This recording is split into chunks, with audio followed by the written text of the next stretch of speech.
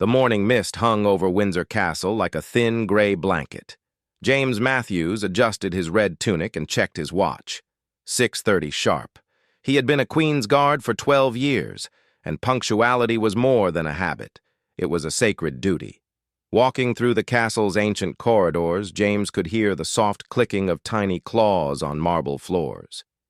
Even after 4 months, the sound still made his chest tighten.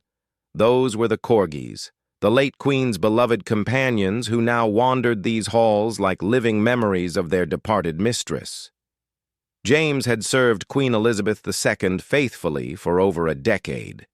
He remembered the first time he saw her with her dogs, how her stern royal facade would melt into pure joy whenever one of them trotted into the room.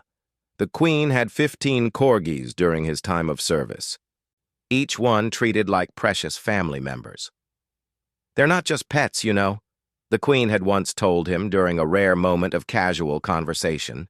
"They're my constant companions. They don't care about crowns or protocols. They just want love and loyalty." Now, those same Corgis were adjusting to life without their beloved owner. James had watched them search for her in empty rooms, their little tails wagging hopefully at every footstep that wasn't hers.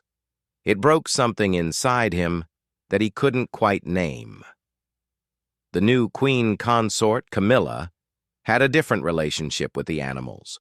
She wasn't unkind to them, but James could see the practical calculations in her eyes whenever she looked at the pack of small, energetic dogs. Where Queen Elizabeth saw family, Queen Camilla saw responsibility. James understood the burden. Caring for 15 Corgis was no small task. They needed daily walks, special diets, medical attention, and constant companionship. The Queen had managed it all with the help of dedicated staff, but she had also genuinely loved every moment spent with her furry family. As he walked past the Queen's former private chambers, James noticed movement inside. Queen Camilla was there, dressed in a simple morning robe, speaking quietly with Mrs. Henderson, the head housekeeper who had managed the Corgi's care for the past 8 years. "We simply cannot continue like this," he heard Queen Camilla saying. 15 dogs running around the castle, getting underfoot during state functions. It's becoming problematic." Mrs. Henderson nodded respectfully, but James could see the worry in her weathered face. She had loved those Corgis almost as much as the late Queen had. "What would you suggest, Your Majesty?" Mrs. Henderson asked. "We need to find them good homes, people who will love them properly," Queen Camilla replied. "I've been making a list of suitable candidates." James felt his stomach drop. He knew this day would come, but hearing it spoken aloud made it terrifyingly real. Those Corgis weren't just the late Queen's pets. They were the last living connection to the woman who had dedicated her life to service and duty. He continued his patrol, trying to focus on his duties, but his mind kept returning to the conversation he had overheard. Later that morning, while standing guard outside the throne room, James spotted Whiskers, the oldest of the Corgis, lying in a patch of sunlight near the window. The little dog looked lost and sad, his usual energetic spirit dimmed by grief. James had always been fond of Whiskers. The Corgi had a distinctive white patch over his left eye that made him instantly recognizable. More importantly, Whiskers had been the Queen's absolute favorite. She would sneak him extra treats and allow him to sleep on her bed, a privilege not granted to the others. During quiet moments in his guard duty, James had sometimes been tasked with walking the Corgis when the regular staff was busy. Whiskers always stayed close to him, as if sensing that James understood the weight of loss they both carried. The afternoon brought an unexpected encounter. James was stationed near the castle's main entrance when Queen Camilla approached, walking briskly with her assistant, Margaret Finch. They were deep in conversation about household arrangements. "Good afternoon, Your Majesty," James said, standing at attention. Queen Camilla paused and looked at him with those calculating eyes he had noticed before. "Guardsman Matthews, isn't it?" Yes, Your Majesty. I understand you've been helping with the Corgis from time to time. James felt a flutter of nervousness. Only when requested by the household staff, Your Majesty. Light duties, walking them in the grounds. Exactly. Queen Camilla stepped closer. You seem to have a way with them. They listen to you. This was true. James had always been good with animals, even as a child growing up on his family's small farm in Yorkshire. His mother used to joke that he spoke dog language better than English. They're wonderful animals, Your Majesty, James replied carefully. Queen Camilla studied his face for a long moment. Walk with me, guardsman. This was highly unusual. James glanced toward his superior officer, who nodded permission. He fell into step beside the queen consort and her assistant, maintaining proper distance and protocol. They walked through the castle's portrait gallery, past hundreds of years of royal history captured in oil and gold frames. Queen Camilla moved with purpose, her heels clicking against the polished floors. The late queen loved those dogs more than most people, she said without looking at him. Did you know she insisted on feeding them herself every evening? Even when she was ill, even when protocol demanded her attention elsewhere, those dogs came first. James said nothing, understanding that this was not really a conversation, but rather the queen consort thinking out loud. I admire that dedication, Queen Camilla continued, but I'm not her. I have different strengths, different priorities. Those corgis deserve someone who can love them the way she did. They stopped in front of a large portrait of Queen Elizabeth II, painted just 5 years earlier. In the painting, she sat regally in her ceremonial robes, but at her feet were 3 corgis, painted with almost as much care and detail as the queen herself. Beautiful work, Queen Camilla murmured, looking up at the portrait. The artist captured something essential about her, don't you think? The way her eyes softened just slightly when looking down at her companions. James looked at the painting and felt that familiar tightness in his chest. She loved them very much, Your Majesty. Yes, she did. Queen Camilla turned to face him directly. Which is why I need to ask something of you, Guardsman Matthews. The formality in her voice made James stand straighter. Yes, Your Majesty. I've been considering the future of the Corgis, and your name has come up several times in my discussions with the household staff. You have a natural rapport with them, you understand their needs, and you've served this family with distinction. James felt a cold understanding creeping over him. He could see where this conversation was heading. I would like you to consider taking one of them, Queen Camilla said. Whiskers, specifically. He seems particularly attached to you, and I believe you would provide him with a loving home. The request hung in the air between them like a challenge. James felt his mind racing through a dozen different responses, none of them adequate for the magnitude of what she was asking. Taking Whiskers would mean leaving his position as a Queen's Guard. Military regulations were clear about pets in service housing. It would mean returning to civilian life, finding new employment, completely restructuring his existence around caring for the Queen's most beloved companion. But more than that, it felt like accepting defeat, like admitting that the connection between the late Queen and her corgis was truly severed, that nothing remained of that pure love except the burden of responsibility. Your Majesty, I am honored by your confidence in me, James began carefully. Queen Camilla raised her hand slightly. Don't answer now. Think about it. Take your time. But I wanted you to know that you're my first choice for Whiskers. I believe the Queen would have approved. With that, she continued walking, leaving James standing alone in front of the portrait. He stared up at Queen Elizabeth II's painted face, looking for guidance that would never come. That evening, James found himself in the castle gardens during his off-duty hours. The sun was setting, casting long shadows across the carefully manicured lawns. Whiskers appeared from behind a hedge, trotting over with the slightly awkward gait of an aging dog.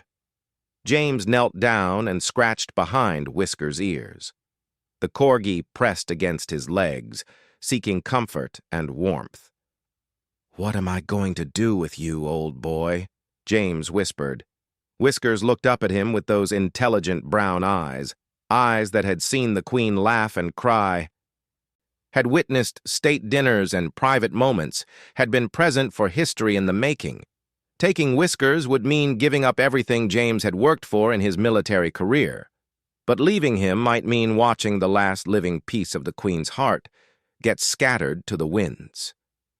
As darkness fell over Windsor Castle, James sat on a garden bench with Whiskers curled up beside him, both of them carrying the weight of impossible choices and the burden of love that outlasts life itself. The Corgi's steady breathing against his leg reminded James that some responsibilities transcend duty, some loyalties run deeper than protocol, and sometimes the hardest decision is knowing when to hold your ground and when to let go. Tomorrow would bring Queen Camilla's expectation of an answer. Tonight brought only questions and the soft warmth of a grieving dog who trusted him completely.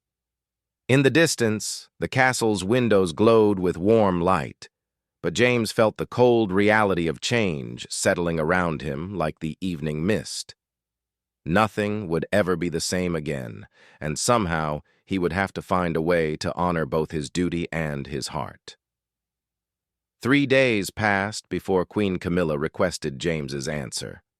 3 days of restless nights, conversations with fellow guards, and long walks through Windsor's gardens with Whiskers trailing beside him like a faithful shadow. On Tuesday morning, James received a formal summons to meet Queen Camilla in the blue drawing room at precisely 2 o'clock. The message, delivered by Margaret Finch, was polite, but carried the unmistakable weight of royal command. James spent the morning hours performing his regular duties with mechanical precision. He stood guard during the changing ceremony, inspected younger guards' uniforms, and maintained the stoic expression expected of his position. But inside, his thoughts churned like storm clouds. He had spoken with his mother the night before, calling her small cottage in Yorkshire where she still kept 2 sheepdogs and a barn cat that had wandered in during a snowstorm 5 years ago. "Love isn't always about taking, Jamie," she had said in her practical Yorkshire accent. "Sometimes love means knowing what's right, even when it breaks your heart." His mother had always called him Jamie, even after he joined the military and preferred the formality of James. She had a way of cutting through complicated situations with simple wisdom earned through decades of hard living and genuine care for others. "But what if I'm the only one who understands what he needs, Mom?" James had asked. "Then you'll find a way to make sure he gets it, won't you? That's who you are, son. You've never walked away from something that needed doing." Now, as James made his way to the blue drawing room, his mother's words echoed in his mind alongside the weight of his decision. The blue drawing room was one of the castle's more intimate spaces, though intimate was relative when discussing royal residences. Rich blue silk wallpaper covered the walls, punctuated by portraits of previous monarchs and delicate gold fixtures that caught the afternoon light streaming through tall windows. Queen Camilla was already waiting, seated in a high-backed chair near the fireplace. She wore a navy blue dress with pearl accessories, every inch the image of royal composure. Margaret Finch stood nearby with a leather portfolio, presumably containing documents related to the Corgis' future arrangements. "Guardsman Matthews," Queen Camilla said as James entered and bowed appropriately. "Please, sit." This was another breach of normal protocol. James typically stood in the presence of royalty unless specifically invited to do otherwise. He chose a chair across from the Queen Consort, maintaining respectful distance. "I trust you've had time to consider my proposal regarding Whiskers," she began without preamble. "Yes, Your Majesty, I have given it considerable thought." Queen Camilla leaned forward slightly, her hands folded in her lap. And your decision? James had rehearsed this moment dozens of times, trying different approaches, different words, different ways of explaining what he felt in his heart. But now, facing the queen consort directly, all his careful preparation seemed inadequate. Your Majesty, I am deeply honored that you would consider me worthy of caring for one of the Queen's beloved companions, he began. Whiskers is a remarkable animal, and I have grown genuinely fond of him during our time together. Queen Camilla nodded encouragingly, clearly expecting him to accept her offer. However, James continued, his voice steady despite the hammering of his heart, I cannot accept Whiskers as my personal pet. The change in Queen Camilla's expression was immediate and subtle, a slight tightening around her eyes, a barely perceptible straightening of her shoulders. I see, she said coolly. May I ask why? This was the moment James had dreaded. How could he explain without seeming disrespectful or insubordinate? How could he make her understand that his refusal came from love, not indifference? Your Majesty, Whiskers isn't just a dog. He's a living connection to Queen Elizabeth II. He carries her memory in his heart just as we carry it in ours. James paused, choosing his words carefully. Taking him away from Windsor Castle, separating him from his pack, removing him from the only home he's ever known, I believe that would be a betrayal of the trust the Queen placed in all of us to care for the things she loved. Queen Camilla's face remained impassive, but James could sense her displeasure building like pressure in a sealed container. The Queen is gone, Guardsman Matthews, she said firmly. These animals need practical care, not sentimental attachment to the past. With respect, Your Majesty, I disagree. The words hung in the air like a thrown gauntlet. Margaret Finch shifted uncomfortably, clearly recognizing the dangerous territory this conversation had entered. James knew he was risking everything, his career, his reputation, possibly even his freedom, if his words were interpreted as treasonous disrespect. But something deeper than self-preservation was driving him now. The late Queen devoted her entire life to duty and service, he continued. She asked nothing for herself except the companionship of these animals who loved her unconditionally. They were her reward for 70 years of sacrifice, scattering them to different homes, breaking up their pack, treating them as burdens to be managed. I cannot be part of that. Queen Camilla stood abruptly, her composure crackling like thin ice. Are you questioning my judgment regarding household arrangements? I am respectfully declining to participate in what I believe would be contrary to the late Queen's wishes. The late Queen is dead! The words exploded from Queen Camilla with surprising force. I am responsible for this household now, and I will not have a guardsman, a mere soldier, lecture me about royal duty. James rose to his feet, standing at attention as he had been trained, but his voice remained calm and resolute. Your Majesty, I mean no disrespect to your authority. I am simply explaining why I cannot accept Whiskers as a personal gift. My duty is to protect and serve the crown, not to enable what I believe would be a mistake. The silence that followed was deafening. Margaret Finch looked terrified, her knuckles white as she gripped her portfolio. Queen Camilla's breathing was audible in the stillness of the room. A mistake? She repeated, her voice dangerously quiet. Yes, Your Majesty. As if summoned by their raised voices, Whiskers appeared in the doorway. The little Corgi trotted into the room with the confidence of an animal who had spent his entire life in royal spaces. He looked between James and Queen Camilla, sensing tension but not understanding its source. Queen Camilla glanced down at the dog, and for a moment something flickered in her expression. Was it doubt? Regret? James couldn't tell.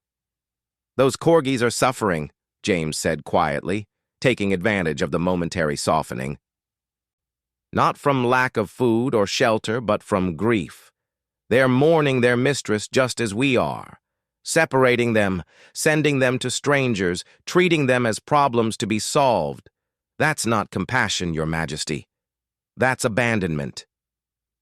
Whiskers approached James and sat beside his polished boots, looking up at him with those intelligent eyes that seemed to understand far more than a dog should. The Queen's love for these animals wasn't a weakness or an indulgence, James continued. It was part of what made her who she was. They grounded her, reminded her of simple joys in a life filled with ceremony and obligation. They were her anchor to humanity. Queen Camilla looked at Whiskers, then at James, her internal struggle visible in the tension of her jaw. "And what would you suggest?" she asked finally.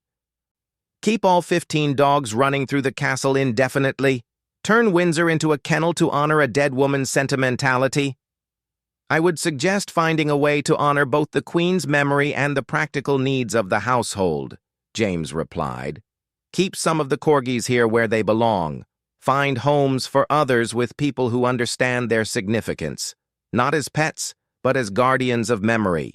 Make these decisions with love, not just efficiency."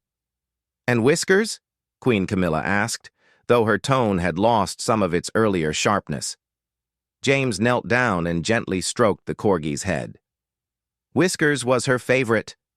He should stay here, in the place where she loved him. If caring for him becomes too difficult, then reassess. But don't give him away because it's convenient." The Queen Consort was quiet for a long moment, studying both man and dog with an expression James couldn't read. "You realize what you're doing, don't you, Guardsman Matthews?" she said finally. "You're refusing a direct request from your Queen." "I am fulfilling my oath to protect and serve the Crown, Your Majesty. Sometimes that means protecting more than just buildings and people. Sometimes it means protecting memory and meaning." Queen Camilla walked to one of the tall windows and looked out at the castle grounds where the late Queen had walked with her Corgis countless times over the decades. "The newspapers would love this story," she said without turning around. "Royal Guard defies new Queen to save dead monarch's dog. They'd make me look heartless, and you look heroic." James felt a chill of fear. He had been so focused on doing what felt right that he hadn't considered the public relations implications of his stand. "I would never speak to the press about private royal matters, Your Majesty. My oath prevents that, regardless of any other considerations." "I know that," Queen Camilla said, turning back to face him. "Which is why this conversation is particularly remarkable. You're risking your career for a principle you'll never be able to publicize or defend." She returned to her chair, studying James with new interest. "Tell me, Guardsman, what did you think of Queen Elizabeth?" The personal nature of the question caught James off guard.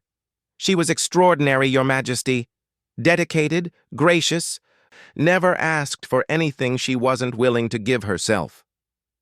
"Did you love her?" The question was so unexpected, so intimate, that James struggled to formulate a response. In 12 years of service, no one had ever asked him about his feelings toward the monarch. I respected her deeply, Your Majesty." "That's not what I asked." James looked at Whiskers, still sitting loyally beside him, then back at Queen Camilla. "Yes, Your Majesty. Not romantically, not personally, but yes. I loved what she represented. I loved her dedication. I loved watching her with these dogs because it reminded me that underneath all the ceremony and protocol, she was still human, still capable of simple joy." Queen Camilla nodded slowly. "And you believe that by refusing to take Whiskers, you're protecting that love?" "I believe I'm protecting something that mattered to her, something that should matter to all of us." The silence stretched between them, filled with the weight of history and the complexity of human emotion. Finally, Queen Camilla spoke. "Very well, Guardsman Matthews. You've made your position clear." James braced himself for dismissal, for consequences, for the end of everything he had worked to build. "Whiskers will remain at Windsor Castle," Queen Camilla announced, "as will 3 others of my choosing. The remaining 11 will be placed in carefully selected homes with people who understand their significance." James felt his knees weaken with relief, but Queen Camilla wasn't finished. "You will be personally responsible for Whisker's care and well-being. This is not a request, it's an assignment. You will ensure he receives proper exercise, medical attention, and companionship. You will report his condition to me monthly. Is this acceptable?"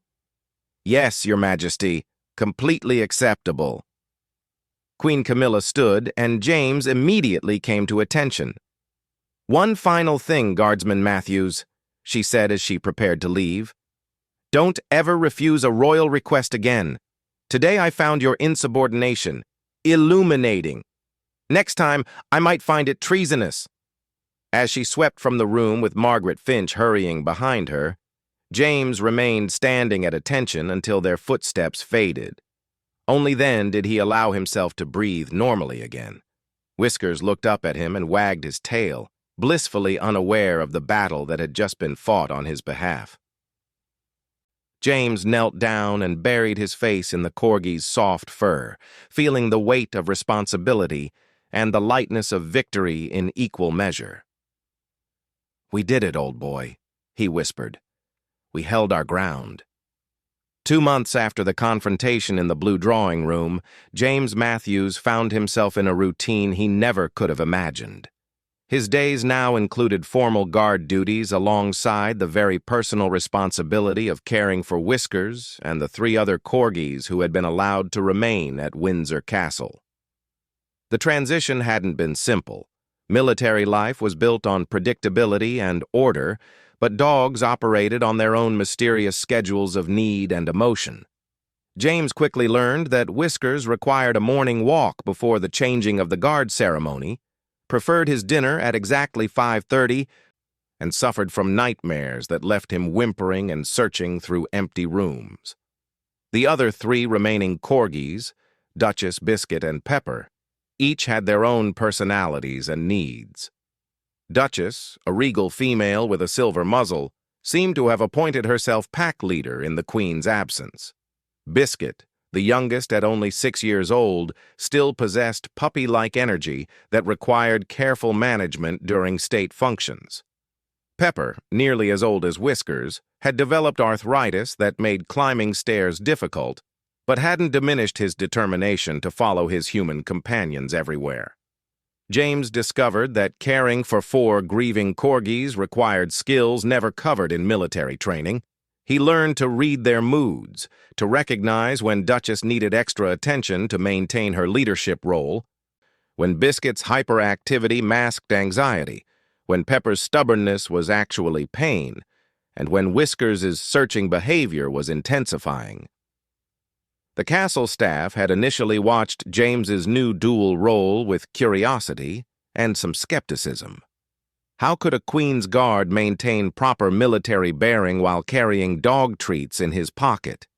How could he protect the royal family while worrying about veterinary appointments? But gradually, something remarkable happened. The other guards began to understand that James's care for the Corgis wasn't separate from his duty. It was an extension of it. When Princess Anne visited and Whiskers ran to greet her with his old enthusiasm, the joy on her face reminded everyone that these animals were living bridges to the beloved Queen they had all served. The children in the royal family, particularly the younger grandchildren and great-grandchildren, delighted in finding James during their castle visits. He would be stationed at formal attention, but they knew that Whiskers or one of the others was likely nearby, and James always somehow managed to facilitate brief, joy-filled encounters that brightened everyone's day. Queen Camilla, true to her word, required monthly reports on the Corgis' well-being. These meetings, initially formal and somewhat tense, gradually evolved into genuine conversations about the animal's health, behavior, and needs. "Whiskers has been sleeping better," James reported during their 3rd monthly meeting. "The nightmares have decreased significantly since I started leaving a piece of the late Queen's clothing in his sleeping area." Queen Camilla raised an eyebrow. Whose idea was that? Mrs. Henderson suggested it, Your Majesty. She said the Queen often left a scarf or sweater where the dogs could smell her scent when she traveled. And it helps? Yes, Your Majesty. All 4 of them seem calmer when they can sense her presence somehow. Queen Camilla made a note in her personal journal. James had learned that she kept detailed records of their conversations, though he never knew what she did with the information. The veterinarian's report indicates Pepper's arthritis is worsening, she said, consulting a different document. Yes, Your Majesty. We've adjusted his exercise routine and Dr. Williams has prescribed medication. Pepper doesn't like the pills, but we found success hiding them in liver treats. And the others? Duchess had a minor ear infection last month, but it's cleared up completely. Biscuit passed his annual examination with flying colors, though Dr. Williams recommends monitoring his weight. And Whiskers... James paused. Whiskers has been the most challenging, emotionally speaking. Queen Camilla looked up from her notes. In what way? He still searches for the Queen every evening around 6 o'clock, when she used to retire to her private chambers. He'll sit outside her former room and wait, sometimes for hours. That sounds heartbreaking. It is, Your Majesty. But Mrs. Henderson and I have developed a routine. One of us will sit with him during those times, talk to him gently, eventually coax him to come for his evening meal. He's slowly getting better about it. Queen Camilla was quiet for a moment. You realize you've become essentially a dog therapist along with your other duties? James smiled slightly. I suppose I have, Your Majesty. Do you ever regret it? The additional responsibility, the complexity it's added to your life? The question was more personal than their usual professional discussions, and James sensed genuine curiosity behind it. No, Your Majesty. I don't regret it at all. Why not?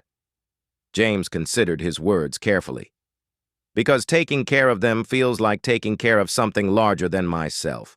When Whiskers finally stopped searching for the Queen and started sleeping through the night, it felt like helping heal a small piece of the grief we're all carrying. Queen Camilla made another note, then set down her pen entirely. Guardsman Matthews, I owe you an apology. The statement was so unexpected that James wasn't sure he had heard correctly. Your Majesty? When you refused to take Whiskers home with you, I was angry. I felt you were challenging my authority and making my life more difficult. She looked directly at him. I was wrong. James remained silent, sensing that Queen Camilla needed to continue. You understood something I didn't. These animals aren't just pets, and they're not just problems to be solved. They're living embodiments of the Queen's capacity for love. By keeping them here, by caring for them with such dedication, you've preserved something essential about who she was. Thank you, Your Majesty. The staff tells me that visitors consistently comment on the Corgis' presence in the castle. They see it as evidence that the Queen's spirit lives on. Tour guides report that seeing Whiskers sleeping in a patch of sunlight near the Queen's favorite chair moves people to tears, happy tears. James had noticed this himself. Tourists would spot one of the Corgis during public tours, and their entire demeanor would change. Stern faces would soften, cameras would come out, and inevitably someone would share a memory of their own beloved pet or recall a news story about the Queen's famous love for her dogs. You've made these animals ambassadors of memory, Queen Camilla continued, and you've done it while maintaining your military duties with distinction. Your commanding officer speaks very highly of your service. I'm grateful for that, Your Majesty. Queen Camilla picked up a different document from her desk. Which brings me to another matter. You're eligible for promotion to Sergeant of the Guard next year. Your record indicates exemplary service and leadership qualities. James felt a familiar flutter of ambition. Sergeant of the Guard was a position he had dreamed of achieving since joining the service. However, Queen Camilla continued, accepting that promotion would mean reassignment to different duties.